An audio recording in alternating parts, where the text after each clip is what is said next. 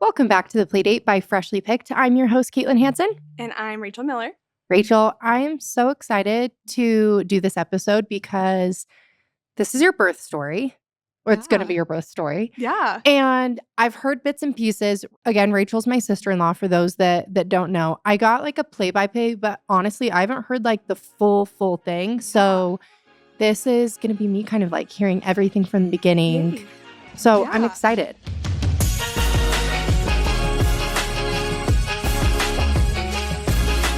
Just to kind of start, let's have you talk about a couple weeks leading up to your birth and what that was like.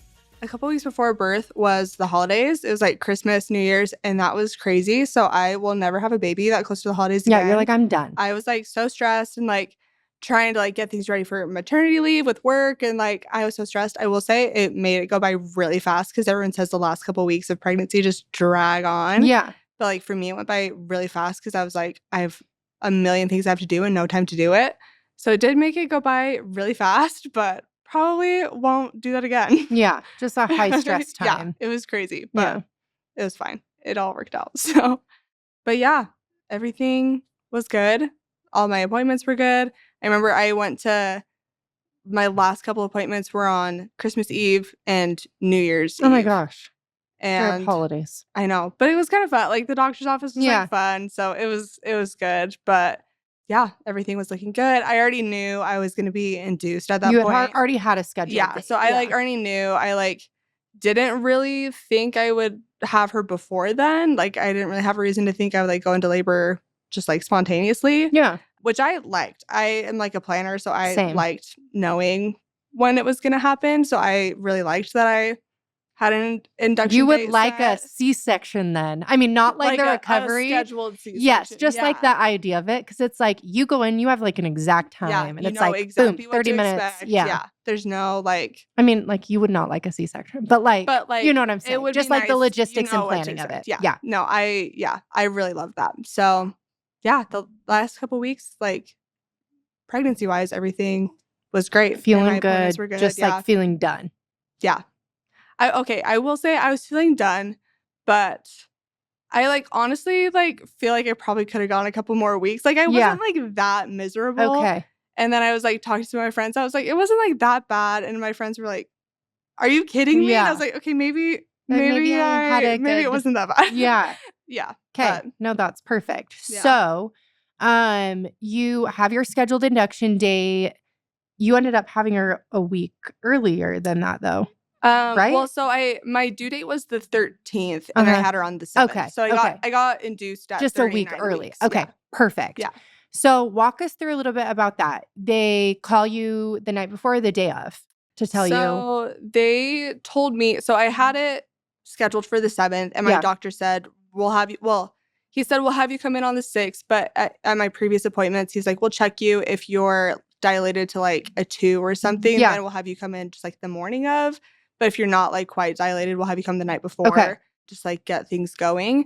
So I already planned on coming the night before because just off my appointments, he's like, let's have you come in the night before. So were you dilated at all during like your last couple appointments? I was like a 1.5. Okay. At my last appointments. And so, like effaced it all? Yeah, like 50-60% effaced, but like not a lot. And you didn't do like the membrane sweep, stripping. Okay. No, I didn't do. Okay, good. I mean, that's anything else. I hated that. Yeah.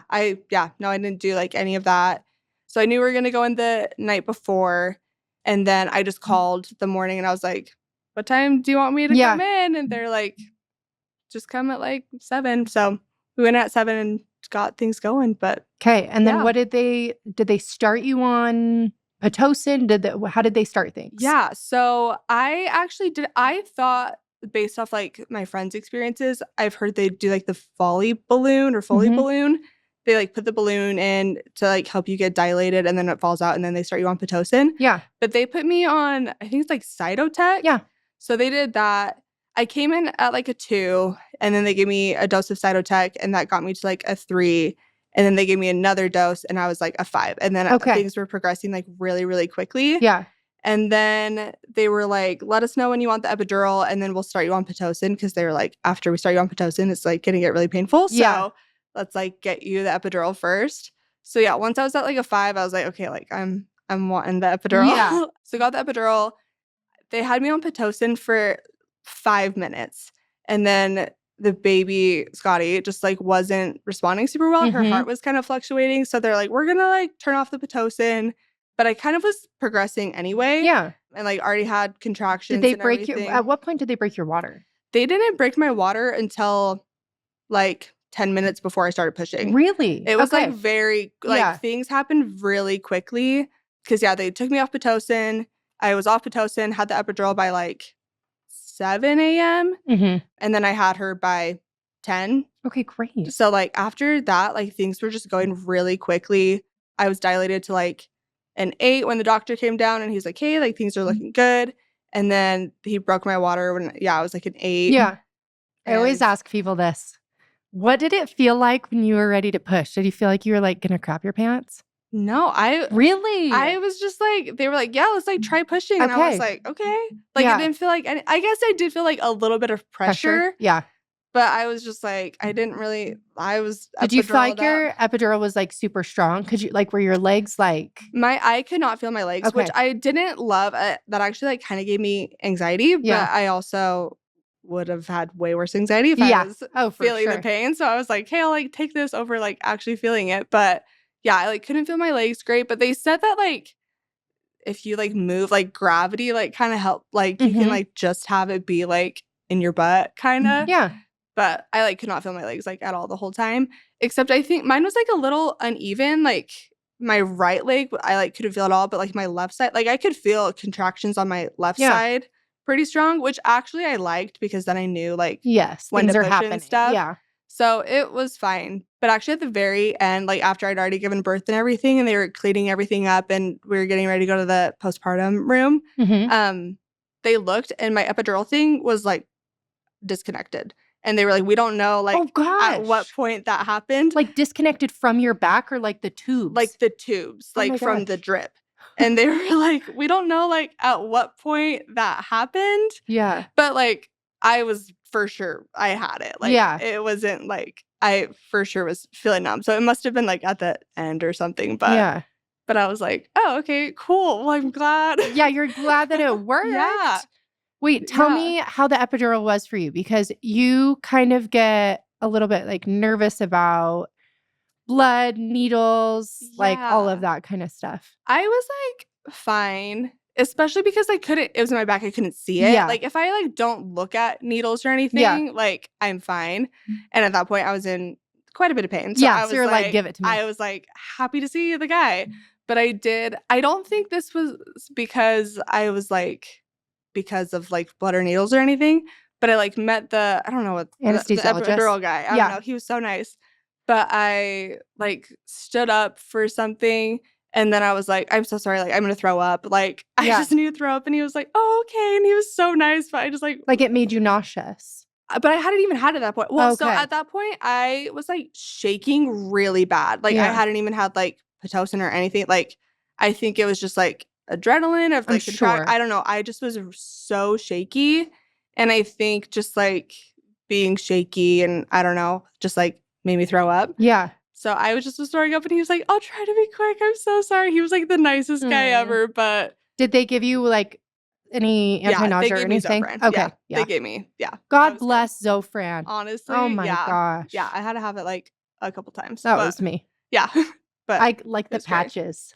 Oh, I didn't do that. Oh, yeah. They just put it in my IV. Okay. Yeah. When I have surgery or whatnot, I like request a patch because then it lasts for like, I think they said like 2 to 3 days. Really? Yeah. What it's the so heck? nice. I didn't even know that was a thing. That's crazy. Now you know. Yeah. Dang. I got it for my tonsils because I was like, somebody told me to ask for it with my tonsils. And then I was just like so paranoid of like my biggest fear after surgery was like throwing up. Oh my gosh. Yeah. And I don't know what's wrong with me, but I like throw up maybe like 2 to 3 times a week, just like general. Okay. I've got like some like acid reflux. Like I'm just generally a nauseous person. Like I always have a prescription of Zofran. So I'm like, so I'm like, I just like prepare that I'm like, okay, I'm gonna throw up. Yeah. I know that that's not normal, but anyway. Yeah. Okay. But So the everyone was epidural like great. ended up being okay. Like you were focused on other things, so it kind of distracted it was great, you. and I'm glad I got it. It was amazing. So Yeah. yeah. I have mentioned this on like my birth stories, and I'm like one of those freaks out there, but I like loved the epidural when it kind of sounded like the cracking of like a glow stick. I didn't mind that because he was like, some people like really hate this. I like So loved I was it. like prepared for like something like so disturbing, and I was like, oh, that like was not bad. No, It I'm like, was it's fine. fun. I also am like, I like Botox. Like I like the sound. It kind of like makes like Rice Krispie noises. I like to call it. It's like weird, but it's not like. Yeah, I'm like, I love it. I'm like, jab me. Yeah. But I like cannot watch getting like an IV. Yeah. I think that's like one of the worst parts for me actually is like an IV. Yeah. No, the IV was worse than the epidural for sure. Yeah. I feel. Okay, so talk to me just a little bit about like when you actually had her and like what did that feel like? Or was it all just like I either hear like it's so powerful and incredible, or like it's kind of just like a blur out of body experience. Yeah, honestly, I think I dissociated a little bit. Yeah. And I think part of it was because I came in the night before, I didn't sleep that entire night. And then like her heart wasn't doing great with the Pitocin, and it never really like quite recovered even after they turned it off. So the nurses came in like every hour, and I had to like change position, and they were like, maybe she'll like this position better. And they had put like an internal monitor or something on her. Not an internal. It just like was the belly outside. Yeah. Okay. And so they were monitoring her. So it's like I just didn't sleep at all the night before. And then like I just was so tired that I feel like I just like kind of dissociated a little bit.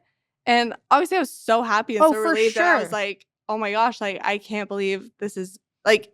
For you like think about like what they're gonna look like, or like, you know, I was like, oh my gosh. Yeah. Like I was so happy.